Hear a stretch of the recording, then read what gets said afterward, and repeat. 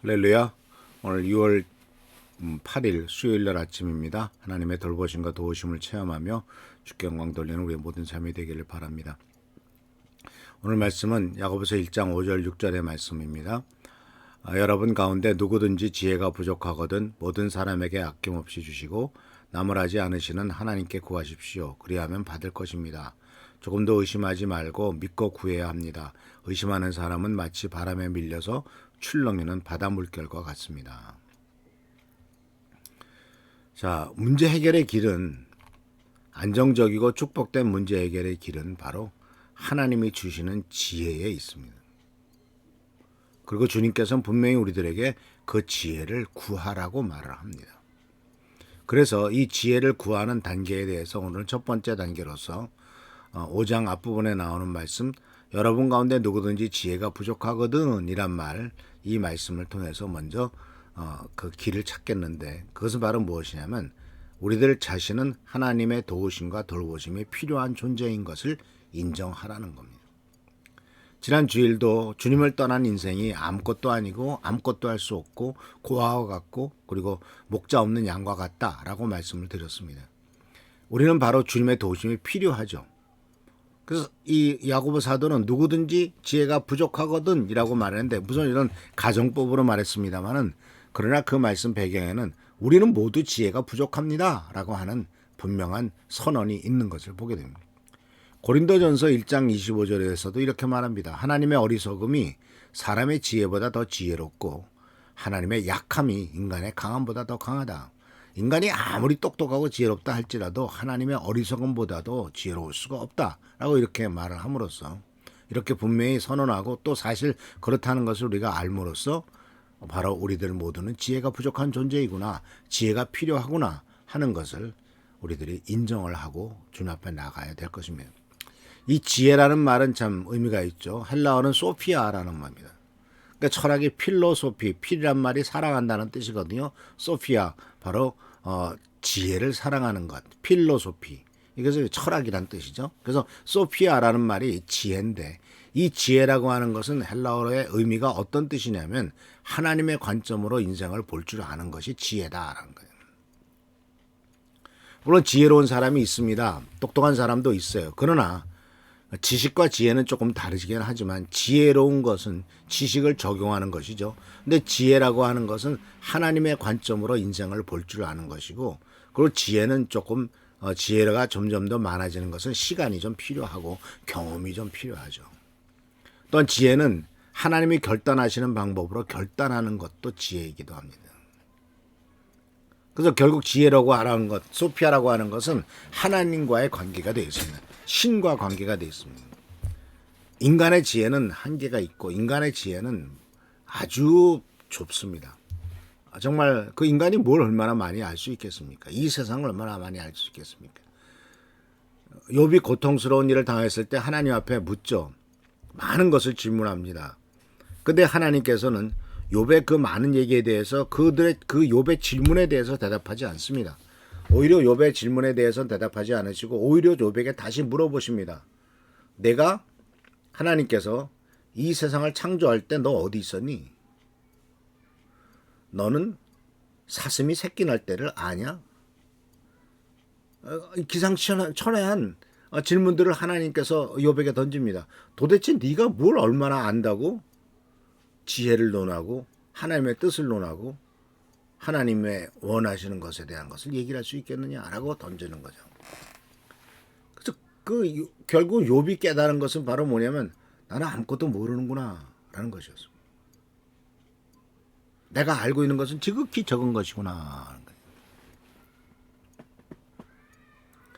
그래서 사는 성도 여러분, 이 지혜롭다라고 하는 것은 결국은 하나님과의 관계에 대해 있어요.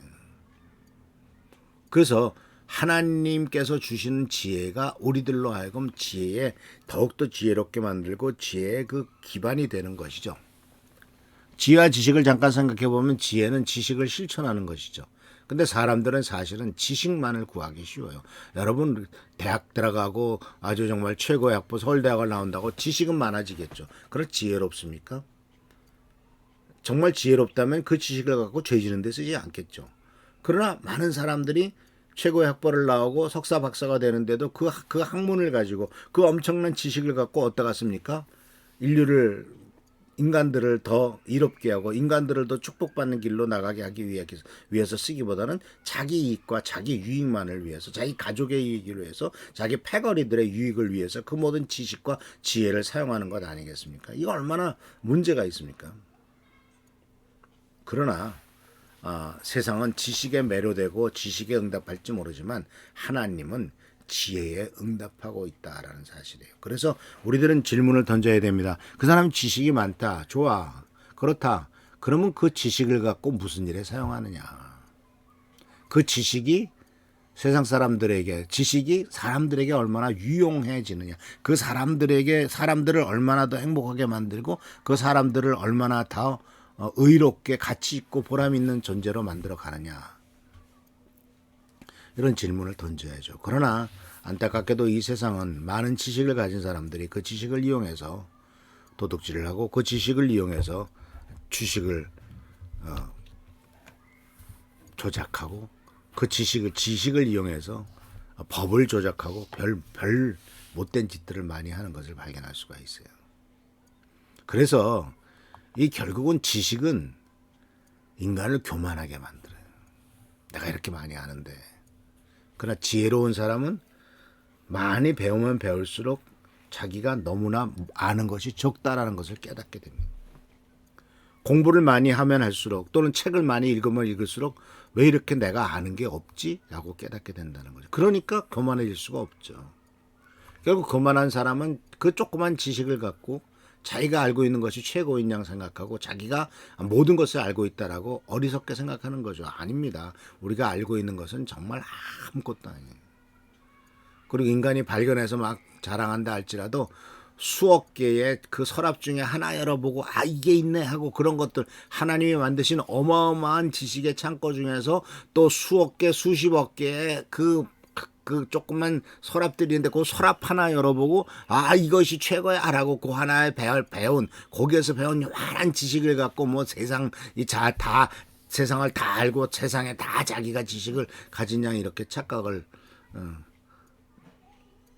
하고 있는 인간들이 얼마나 많냐 그런 거죠. 그래서 잠언 11장 2절에 말합니다. 교만한 사람에게는 수치가 따르지만 겸손한 사람에게는 지혜가 따른다. 지식은 사람을 또 교만하게 합니다.